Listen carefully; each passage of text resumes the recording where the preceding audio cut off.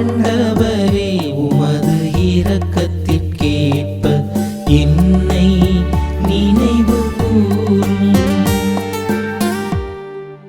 அவர்கள் ஒரேபில் ஒரு கன்றுக்குட்டியை செய்து கொண்டனர். வார்ப்புச் சிலையை விழுந்து வணங்கினர். தங்கள் மாட்சிக்கு பதிலாக புல் தின்னும் காளையின் உருவத்தை செய்து கொண்டனர். தங்களை விடுவித்த இறைவனை மறந்தனர். எகிப்தில் பெரியன புரிந்தவரை மறந்தனர்.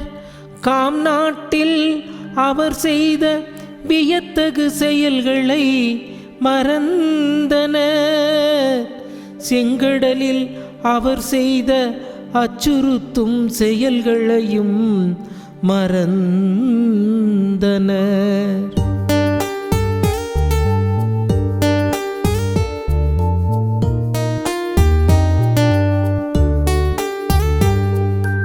ஆண்டவரே உமது இரக்கத்திற்கேற்ப என்னை நினைவு கூரும்.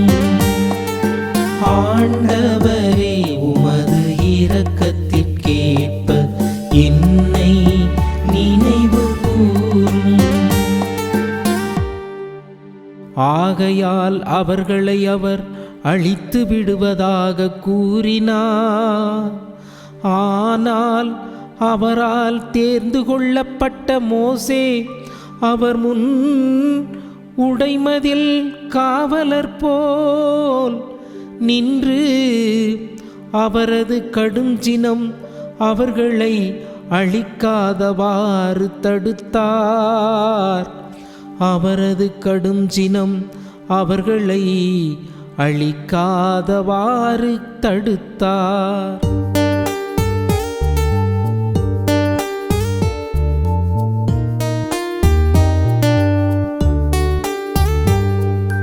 ஆண்டவரே உமது இரக்கத்திற்கேற்ப என்னை நினைவு கூரும். ஆண்டவரே உமது இரக்கத்திற்கேற்ப என்னை நினைவு கூரும். இறை இயேசு கிறிஸ்துவுக்குள் பிரியமான அன்பு கலந்த மாதா டிவி நேயர்களே, உங்கள் அனைவருக்கும் வணக்கமும் வாழ்த்துக்களும். தினம் ஒரு திருப்பாடல் என்கிற இந்த நற்செய்தி பகிர்வின் வழியாக உங்கள் ஒவ்வொருவரையும் சந்திப்பதிலே மட்டற்ற மகிழ்ச்சி அடைகின்றேன். இன்றைய நம்முடைய தியானத்திற்காக நமக்கு கொடுக்கப்பட்டிருக்கக்கூடிய திருப்பாடல் எண் 106. இந்த திருப்பாடலுடைய பல்லவியாக நாம் வாசிக்க இருப்பது, சிந்திக்க இருப்பது, உமது இரக்கத்திற்கு ஏற்ப என்னை வழிநடத்தியருளும் ஆண்டவரே.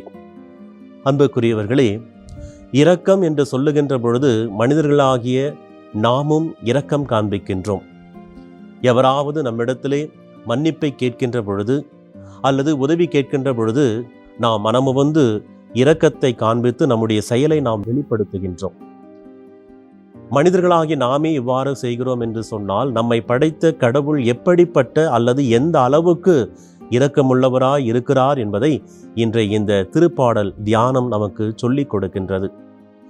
அன்புக்குரியவர்களே, இன்றைய இந்த தியான பாடலின் வரிகளை வாசிக்கின்ற பொழுது நம்முடைய நினைவிலே அல்லது சிந்தனையிலே முந்திக் கொண்டு வருவது சிலை வழிபாடு.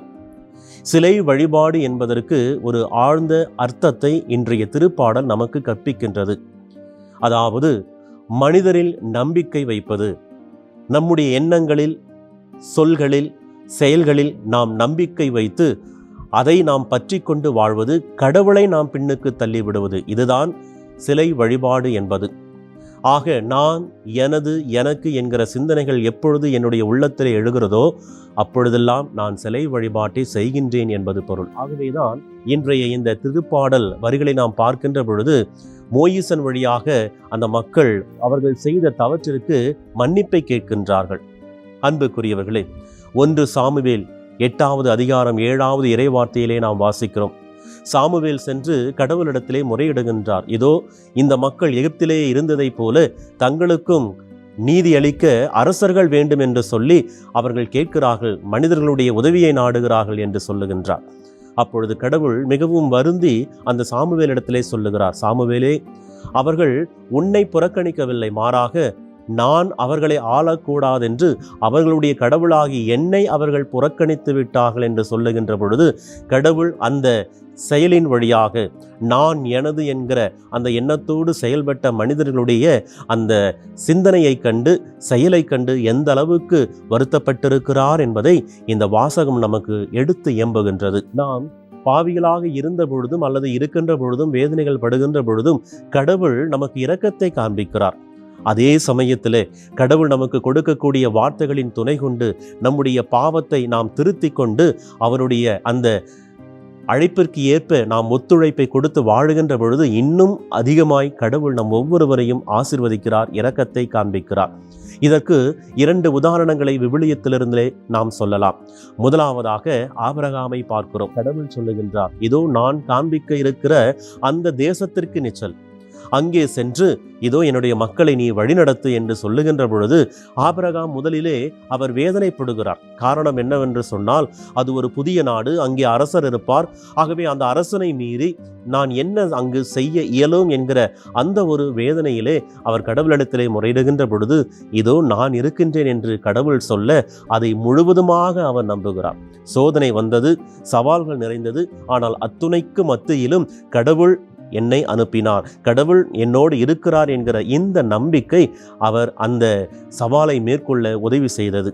அதே போல புதிய ஏற்பாட்டிலே பார்க்கின்ற பொழுது புனித சூசையப்பர் அந்த திரு விவிலியத்திலே பேசாத ஒரு நபராக எந்த இடத்திலேயும் அவர் பேசியதாக அந்த நற்செய்தியாளர் குறிப்பிடவில்லை. ஆனால் கடவுள் மீது ஆழ்ந்த நம்பிக்கை கொண்டிருந்தார்.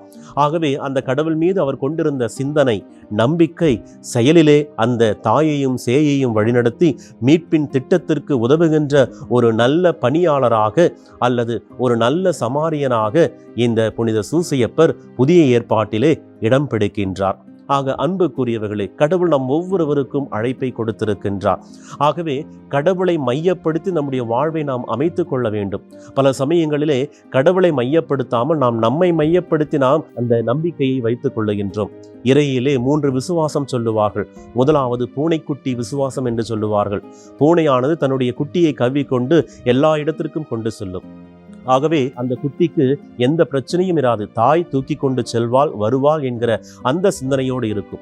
அதே போலத்தான் நம்முடைய வாழ்க்கையிலே பல பேர் கடவுள் எல்லாம் பார்த்து கொள்வார் என்று சொல்லிவிட்டு எந்த ஒரு பணியையும் அல்லது கடமைகளையும் பொறுப்புகளையும் உணர்ந்து செய்யாமல் கடவுள் கடவுள் என்று சொல்லி அமர்ந்து கொண்டே இருப்பார்கள். அது சரியான பக்தி அல்ல.